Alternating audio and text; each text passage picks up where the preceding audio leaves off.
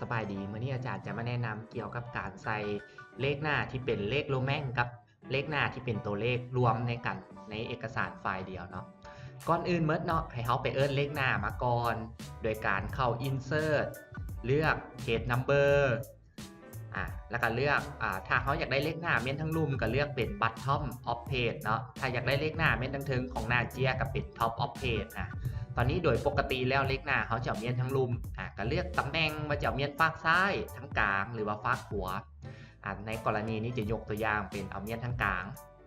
หลังจากได้เลขหน้ามาแล้วนี้มันจะเป็นตัวเลขเขาอยากเปลี่ยนตัวเลขหน้าเป็นเลขโรแมนเขาก็เพียงแต่มาคลิกใส่นี้คลิกใส่บน Page Number เลือกเอาเป็น Format Page of Number แล้วก็มาเลือกอยู่บนนี้เลือกเป็นโรแมนเขาจะเลือกเป็นโรแมนกับตัวน้อยหรือว่าตัวใหญ่ก็เลือกเอาตัวนี้ในกรณีนี้ยกตัวอย่างเป็นโรแมนเล็กใหญ่คลิกเอาแล้วก็กดโอเคปุ๊บถ้าเลขหน้ามันเนาะเป็นเลขโรแมนที่มันยังโมงามเนาะแนะนำให้ไปขีดทาสีเอาก่อนทาสีเอาเลขหน้า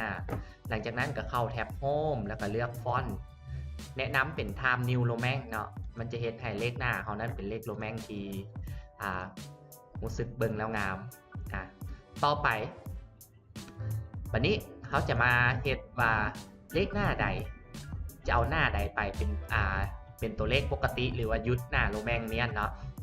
ในกรณีนี้อาจารย์จะยกตัวอย่างเอาแต่ฮอตโรแมน3แล้วหน้าถัดไปนี้หน้าโรแมน4นี้เปลี่ยนเป็นหน้าเลข1ก่อนอื่นเมื่อให้เรามาคลิกใส่หัวข้อสุดท้ายของหน้าโรแมน3แล้วก็เลือกเข้า Insert เลือกเข้า Layout เนาะเลือกเข้า Layout เลือก Base เลือก Continuous คลิกไปบาทหนึ่งปุ๊บหลังจากนั้นให้เราเข้ามาแถบ Insert คือเก่าแล้วมาเลือกเข้า